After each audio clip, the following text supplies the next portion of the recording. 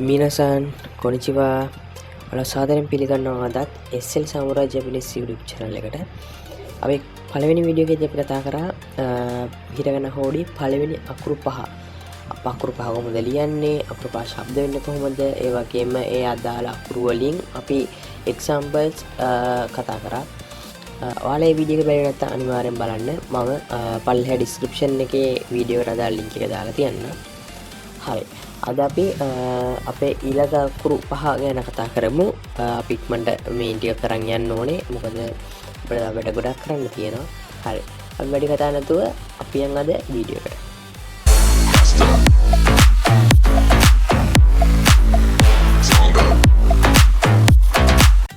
හරි. මේ තියෙන්නේ අපිට ඊළඟට තියෙන අකුරු පහ. මම ආයෙත් මේ වීඩියෝ එක මතක් කරනවා පළවෙනි වීඩියෝ මතක් කරා වගේම අනිවාර්යෙන් මේ ඇනිමේෂන් එකේ තියෙන අනිවාර්යෙන් මේ අකුරු ලියන ඕඩර් එක. ඕඩර් එක වලට මතක ඇද්දි ඉහළ සිට පහළටත් වම සිට දකුණට අනිවාර්යෙන් ওই ස්ටෙප් එකට තමයි ලියන්න ඕනේ. මේ කා අක්ෂරෙත් තියෙනවා ස්ටෙප්ස් තුනක්. ඉචිනි සන් ඒ ක්‍රම තුනට තමයි ලියන්න ඕනේ මේ ඇනිමේෂන් එකට අදාළව ඒ ස්ටෙප් බයි ස්ටෙප් ඒ විදිහටම ලියන්න. ඒ වගේම මේකේ එක්සැම්පල්ස් ටිකක් තියෙනවා. අපි එක්සැම්පල් ටික අපි වීඩියෝ එකේ අකුරු ටික මේ ගම්ම මේ එක්සැම්පල් ටිකත් කලින් වගේම ඔහොම නිකන් normally බලාගෙන යන්.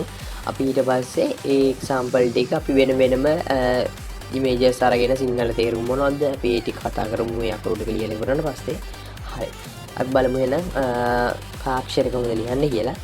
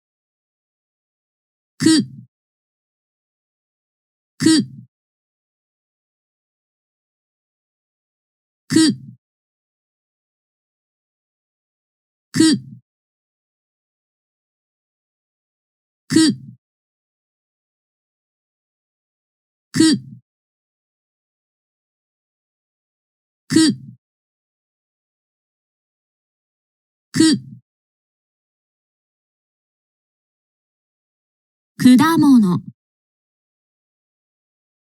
果物果物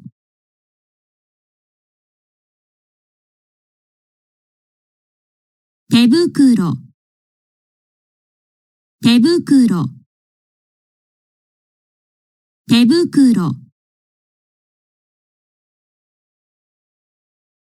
け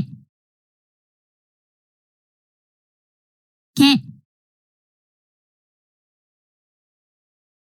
けけ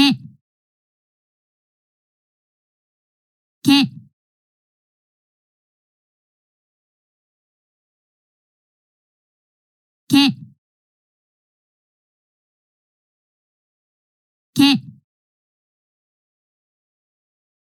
け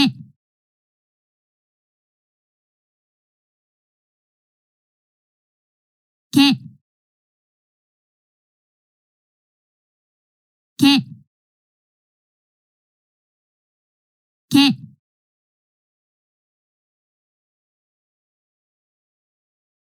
消しゴム消しゴム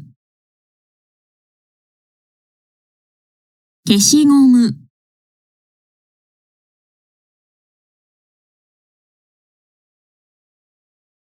いけばないけばないけばな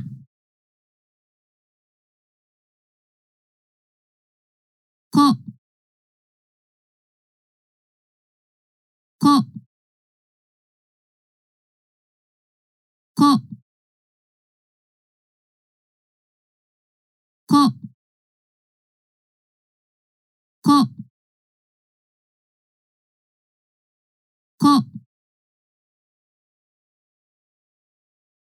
ここここ公園公園公園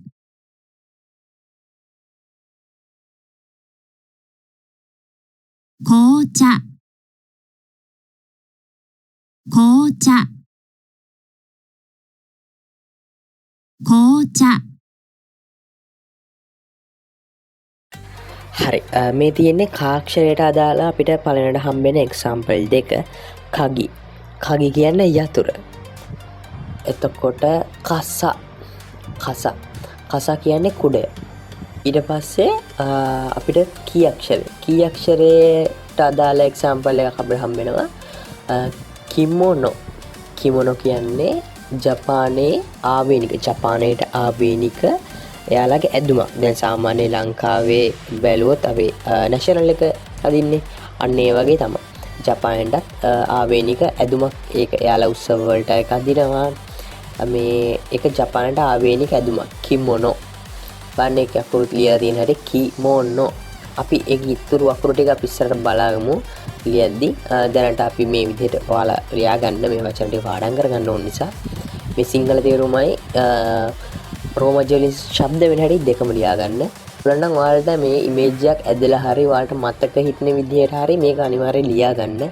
මොකද මේ ටික ඔයාලා මතක දැනගෙන ඉන්න ඕනේ වචන ටික. හරි.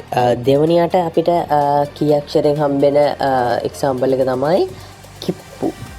කිප්පු කියන්නේ ටිකට්ස්. ප්‍රවේශ පත්‍ර කියන්නේ අපි කිප්පු.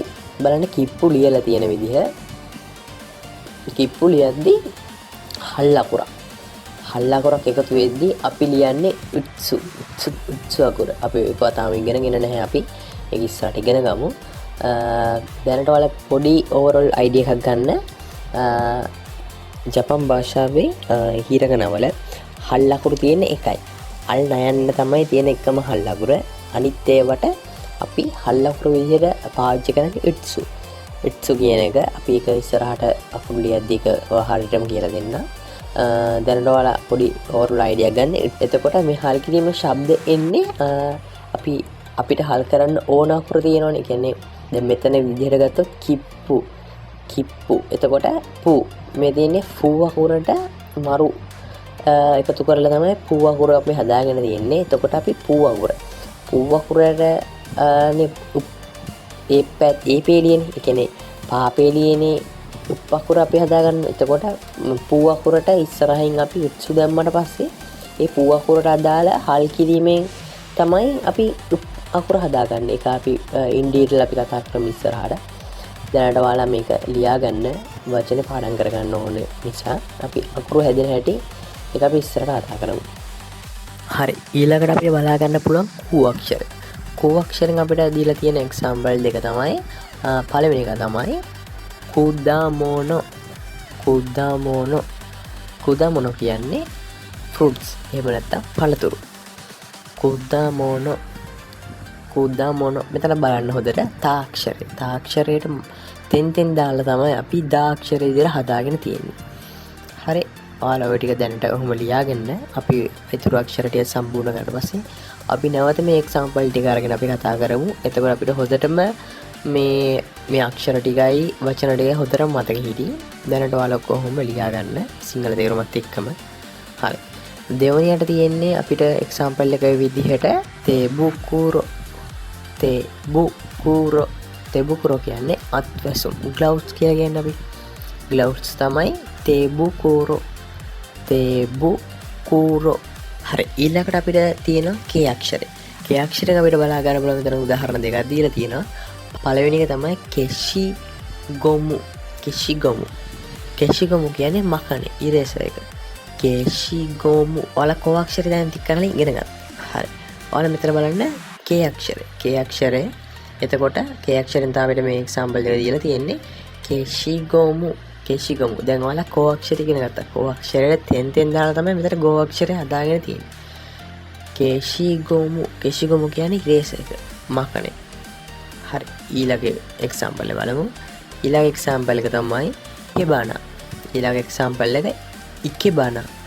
ඒ කියන්නේ ෆ්ලවර් එන්වයරන්මන්ට්. කියන්නේ මල් බඳුන.